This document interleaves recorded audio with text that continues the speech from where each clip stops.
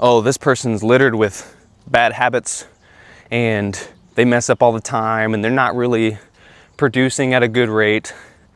You know, they're not like a high achiever. I don't want to be around them. I don't want to mess with them. That's the same thing as not noticing the lowly and not serving the lowly.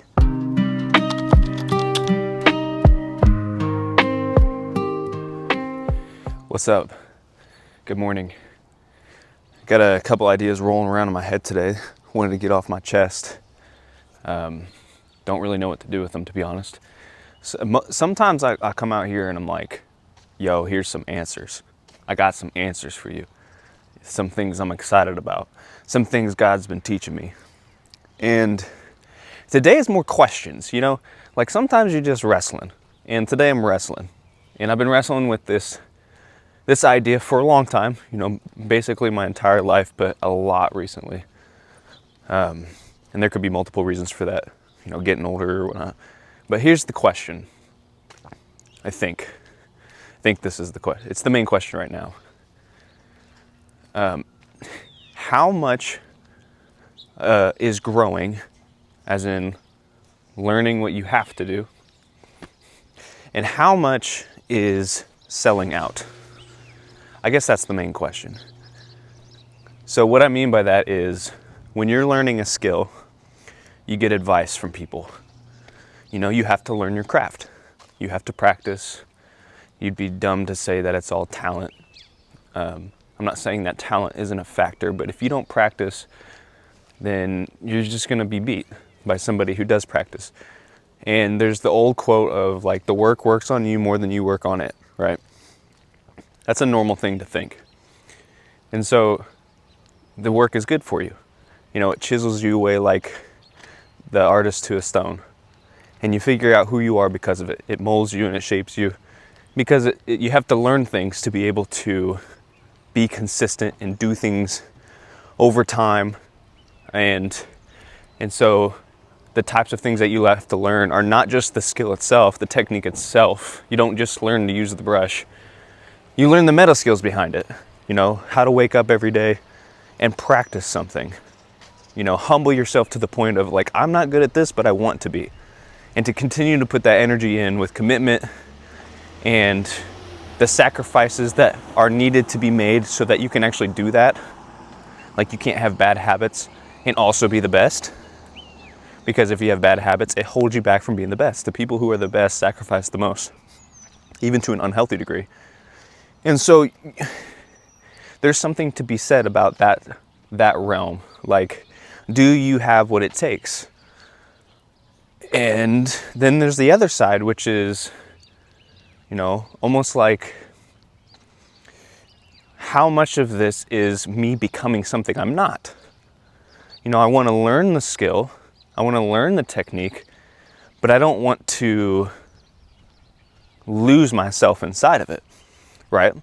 For instance, you can learn a lot of business techniques, things that work, how to create tension in someone's head and then resolve it, how to persuade somebody, how to get somebody to want something they hadn't originally wanted. And a lot of people, you know, salespeople get a bad rep because a lot of people abuse that. It is a powerful thing to be able to persuade somebody, and you will make a lot of money if you're good at it.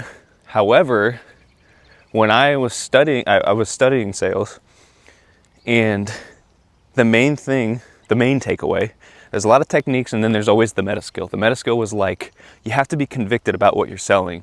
You have to be the most convinced about what you're selling because the tonality of your voice and the way you say things, if you don't believe it, it comes off that way and they're not going to believe it either.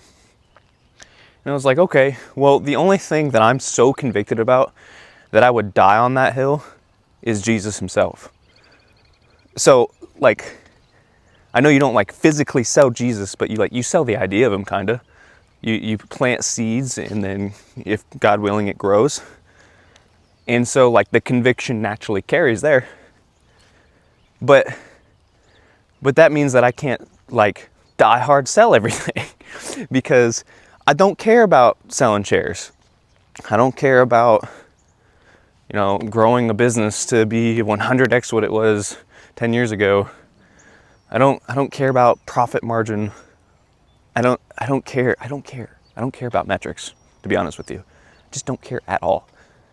However, you know, you need resources to be effective with anything.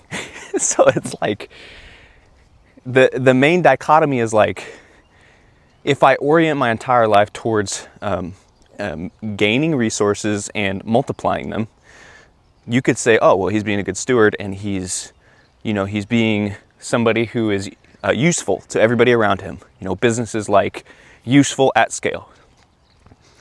Instead of helping one person, you can help the entire world. And that's true. However, you may lose yourself doing it, because the more that you mold to what everybody else wants, the less you are you. Because you literally have to pull yourself out of it. The authenticity fades. When you go at scale, the authenticity fades, because the relationship fades, and the authenticity is based on what is personal. And how are you going to be personal if you're not being person to person? And so it's like, okay, how much is artistry and how much is business, right? How much is love and how much is war? How much is competing and how much is relation? Because you need to have that competitor mindset. You know, you got to get up and you got to attack it every day. The Bible says that to run the race like you're trying to win it. I forget the exact verse. I should probably know that. You get the point. You know, it's like, don't be lazy. People who are lazy are wasting their life, literally. So don't be lazy. However, you don't want to be a sellout. You don't want to just be like making so many sacrifices towards the wrong God, the God of status, success, money, the profit and progress. Like, dude, life is not about your potential. I'm just being real clear with you. I'm tired of people saying that. Like, yes, God wants you to grow, but he says love your neighbor. He doesn't say, what are your goals for 2025?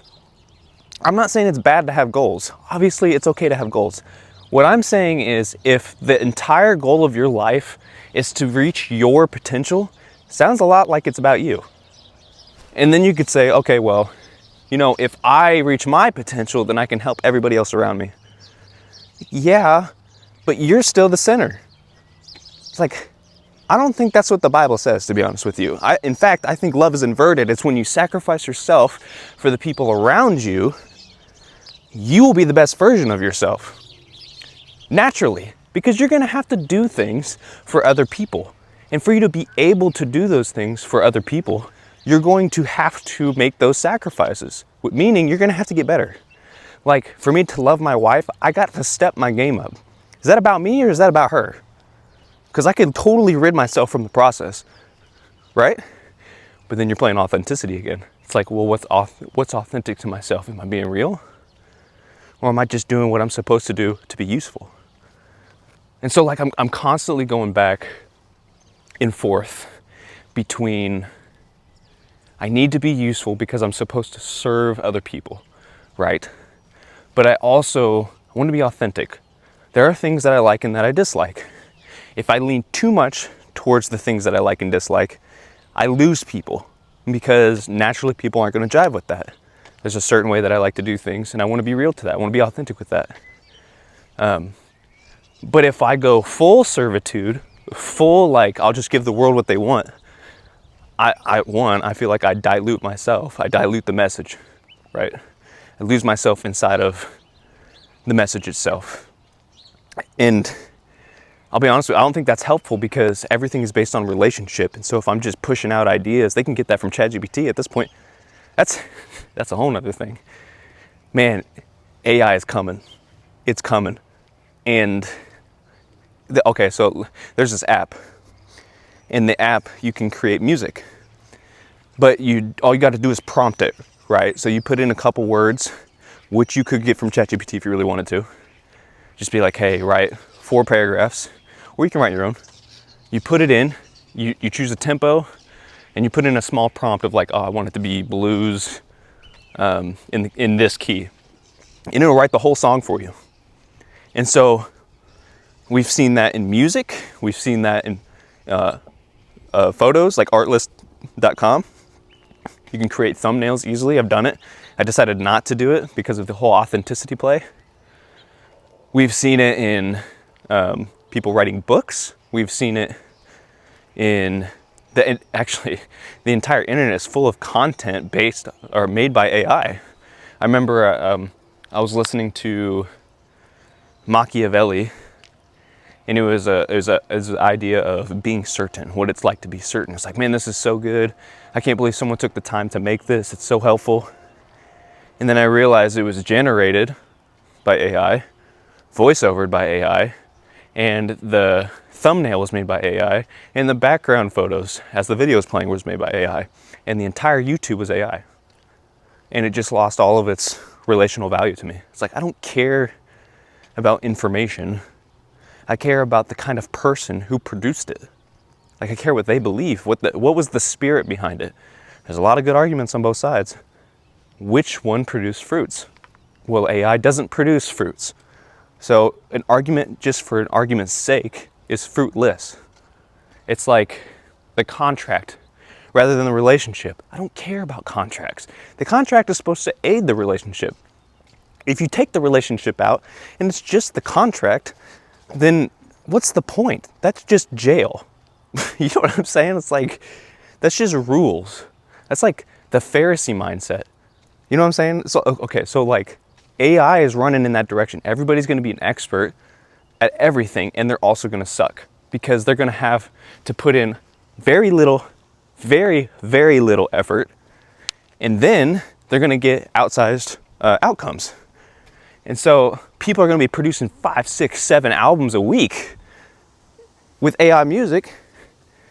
Who knows how many YouTube videos? All I got to do is be like, hey, I want to talk about this, put it in the voice of this philosopher, and create some images. Bam, it's there. And so the internet, in my opinion, is going to die.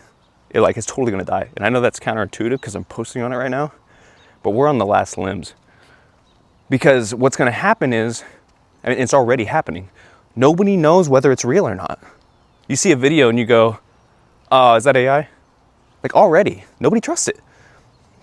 And so if you can't trust it, then you're not going to go to it for things that you need to trust.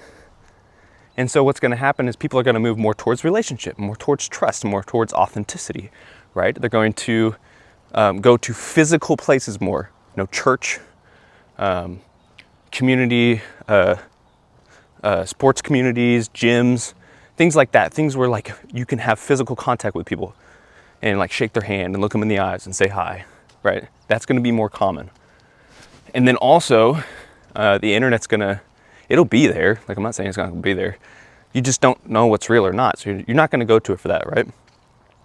Meaning, in a game of trust, life is a game of trust.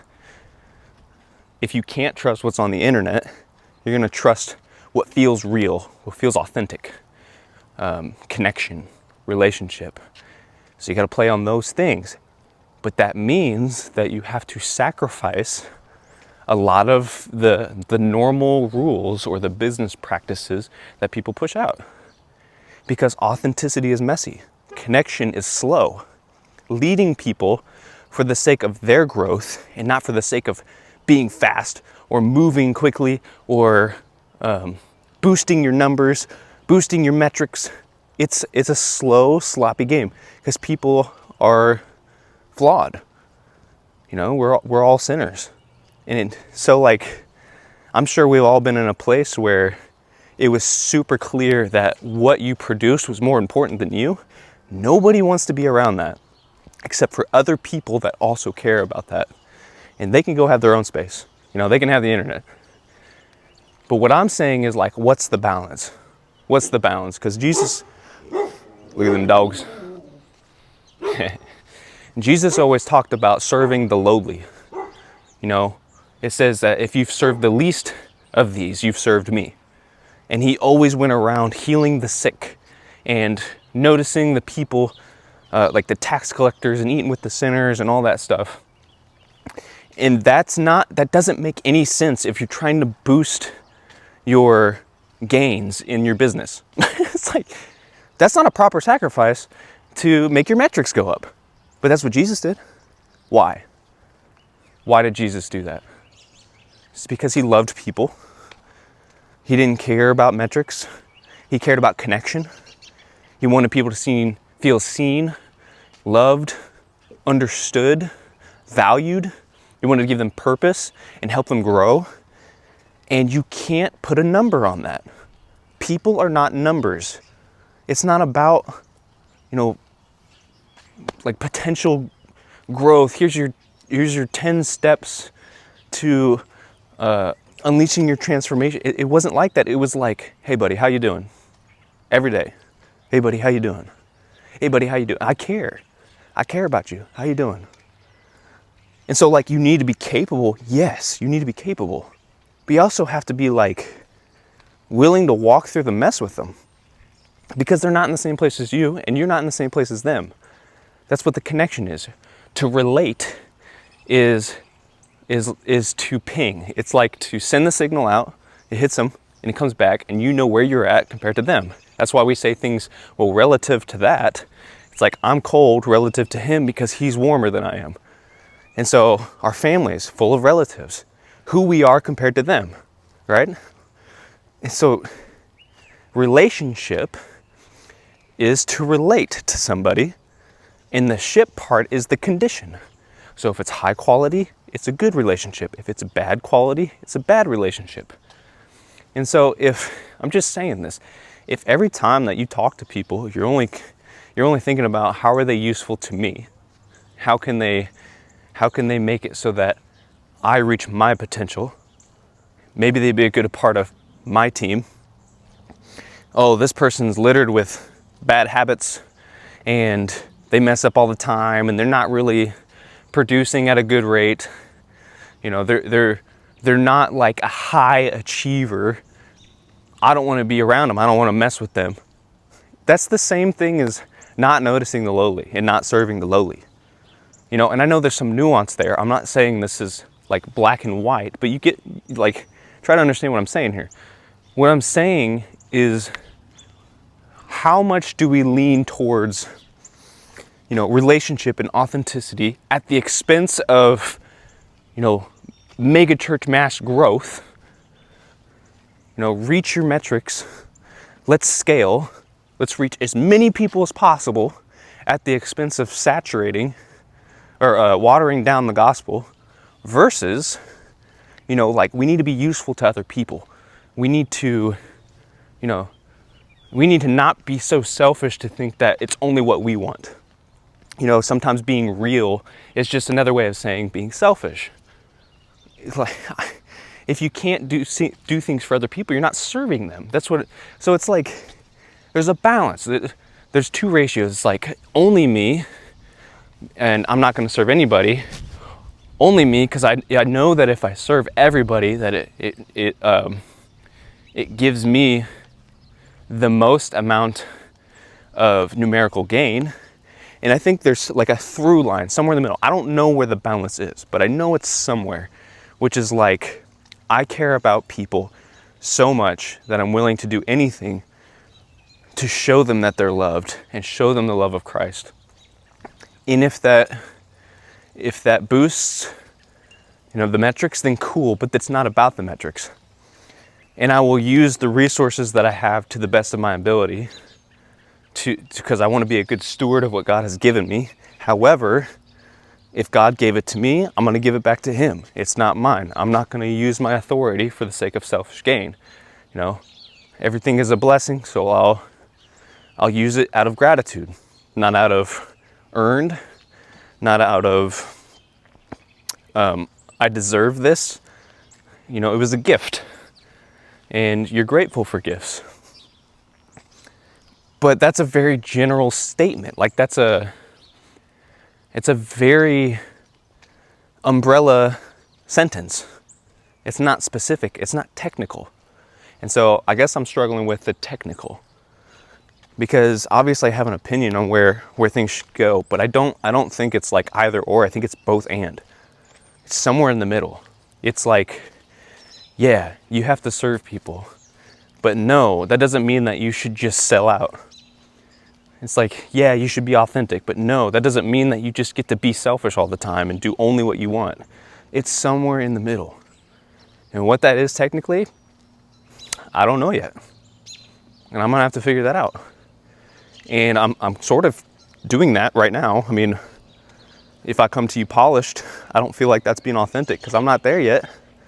But at the same time, I don't want to just like bring you a bunch of nonsense, you know? So like my goal, I guess my intention behind this video entirely is to get your mind going.